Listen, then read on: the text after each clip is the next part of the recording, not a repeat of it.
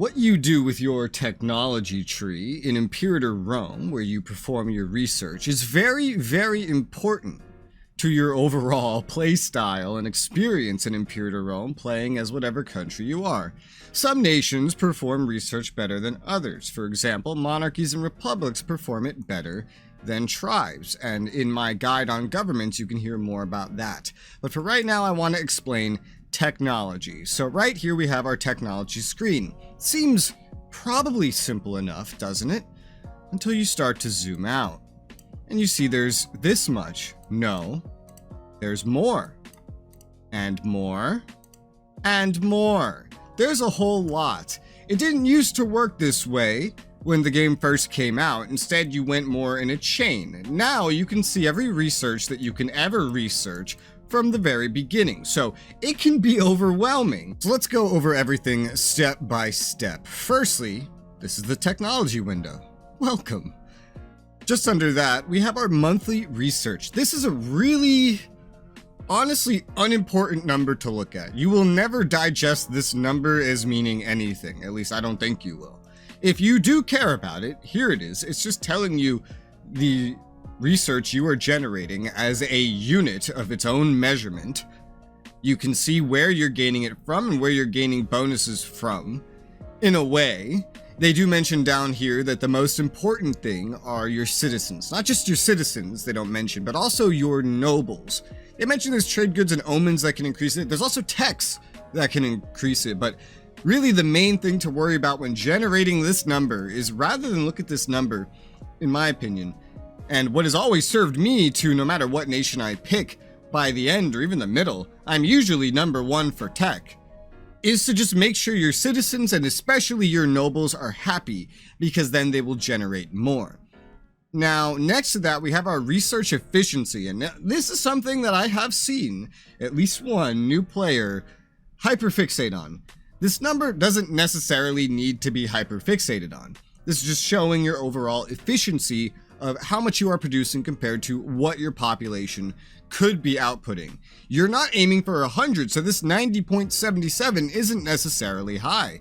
Right now, we can only get 125%, but this number can be raised with certain technologies. An example of what could raise it is a tech like this, bookbinding, in the Oratory Advances tree, currently on the left. Just note, what you see if you're trying to follow along may not be exactly the same if you're playing as someone that isn't Rome. Every nation can come with a different tech tree. Keep that in mind. This will not make you better at researching if your efficiency is low. It will simply increase your maximum efficiency and change how things develop as a relation of that. You see, this kind of explains. We have an output of this many. Notice how that's different than this. That's why I say ignore these numbers mostly. You don't want to hyperfixate on them. It's not that important, but these are the numbers. Here's the amount of integrated pops you have that can be performative on this, because if they're not integrated, that means they're under citizen, and nothing under citizen produces any research. And it does come from your population. Remember, the whole population system is from Victoria 2 for this game, if you didn't already know. And so it plays a big part in all of this. There's some buildings that can affect research, and I have a buildings guide if you want to see what all of them do, but I'll make a quick mention. A library, as we can see, increases local research points. So that will increase the overall production of research, and you can spam these. However, what is more limited in number, for example, is the academy, which simply makes your nobles happier, and then increases the desired ratio of nobles, as well as right here, which helps your citizens. And as you can kind of see, noble pops can give half a point of research each. We have 11 citizens here, and they're giving a total of 1.8 research each. So you see more comes from nobles, but citizens are very important for it as well. So simply by increasing these ratios of them and increasing their happiness, and there's many ways to do this, is a way to increase your research efficiency, how much you can pump out. Now, there's even more. If you want to produce more research, look at your researcher. Now, the most important thing is to match the researcher with their category. You can see the bonus that they are contributing here. Certain events, random events, will allow you to kind of influence this as well. But if I'm going to replace this guy, for example, he has level 8 in military, level 8 martial. So This guy right here has level 10, level 9, level 9. These three would be better than him at producing research. However, you need to combine this with making sure everyone in your great families have enough expected jobs to be happy and not cause some kind of civil war. The research categories that are split apart by the different stats can be entered and clicked on and swapped between simply by pressing these buttons here. You have martial, you have civic, oratory, and religious. Martial is where you're going to find most things relating to military. Generally, you have your main infantry stuff here, you have your defensive and siege techs here, and you have a lot of naval stuff here. But again, the layout might be different depending on what nation you're playing. In civics, usually we have things that focus your internal population to the right and your internal construction as well. And on the left, you have more international things focusing on trade. In oratory, to the left, we have more international ways to influence politics, the way other nations see you, things like that.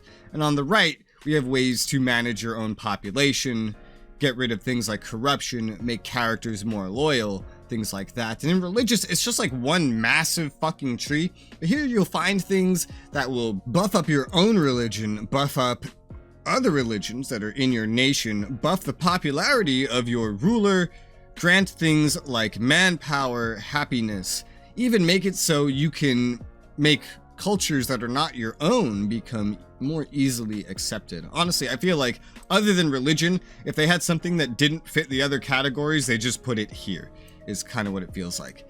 Now, this is not the original tech, which is why I'm going to point out this is kind of weird how this works. Whenever this bar here fills up, the research progress, you're going to get an innovation. You can get these from events as well, and some characters, when made researchers with specific traits, can just grant you these pretty much instantaneously for free as well. Innovations are how you select these techs. For example, if I want due process, I click it, it'll show me what it gives, give me a little description, tell me it'll cost 1 innovation. I select yes, we get it, shows the effect, the next things have unlocked, and I'm now down 1 innovation. I have the same amount of innovations across all these different categories, because even if I research everything, I could put them all into religious advances if I want. It's a way to kind of direct your research without having to direct your actual research. You just direct the end result. So you could focus very heavily on one thing, you could spread them out. It gives you a lot of leeway while maybe not being entirely realistic in its function. As you can see, there are many researches here, many techs, more than I could ever focus on in a video designed to simply introduce you to research. But if you're ever feeling overwhelmed and you're just reading everything and trying to figure out how to spend your innovations, you can make use of the planning mode up here. So if I turn this on, then what we could do is we could click this, marking it as we want to get that. Let's say my end goal is getting legions. So I might mark that I want to go and get legions. So I mark the whole path. This would be more complicated if I was going for something else. Then I could turn off planning mode and it's still highlighted. You could still tell you haven't researched something because it has a little blue box around it and that you can research it. Otherwise it's like this. It's just grayed out if you don't have it selected at all. You could show or hide your plan to get a more normal view, but you can easily reference your plan, making a plan across the different advances and different categories. If you want to undo this, you simply turn planning mode back on and then start deselecting everything. And this is a way to plan out things while you're either easily overwhelmed or you just can't remember what all of these are. These numbers on the right show your actual tech level. It will go up and up and up towards the end of the game. Some start out at level 2, some don't start out with like any tech at all. The way to know how ahead you are on tech actually comes from this bar. So this is where you ignore your research efficiency, you ignore your monthly research, instead look at the research progress here. There's something very important here. Multiplied by ahead of time. You can be behind time as well, but if you are behind time, you will be able to catch up easier.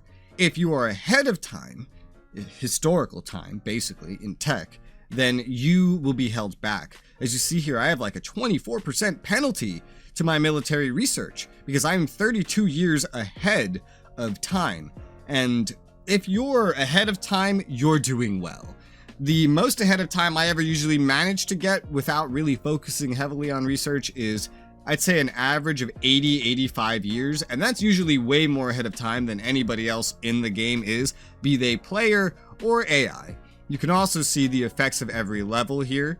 Getting higher levels is not always too great. For example, with marshals, you get more morale, but your military starts costing more, meaning investing into things that lower your cost of your military might be very helpful if you are always ahead of time and just sprinting ahead in tech. Research in Imperator Rome is honestly very overwhelming, and I currently know where everything is as every nation if I need to, but I remember getting into it, I just had to sit here and read everything. And I would recommend reading things, making notes, and just getting to know what everything is, and developing your own strategies based on who you're playing and what you need as you learn how the game works. The main things I would stress for new players is simply don't focus on the numbers of how much research you're producing or even your total efficiency. Just focus on your actual population and focus on what helps you get to whatever goals that you have. Reference your ahead of time if you need to, and if you are ahead of time, just note you're not doing anything wrong. You're ahead of the curve. But remember, not everyone can research well. If you've picked a tribe, then you're going to be researching pretty slowly. If you picked a monarchy or a republic, you could probably catch up and get ahead pretty easily. However, that is going to be it for this tutorial here. If there are any guides that you would like to see, feel free to let me know in the comments below. Also, if you just have any questions, I will do my best to answer them or make a guide if I feel like it is fitting. I hope that this guide proved helpful to you, and for now, thank you guys very much for watching, and I'll see you on the next one.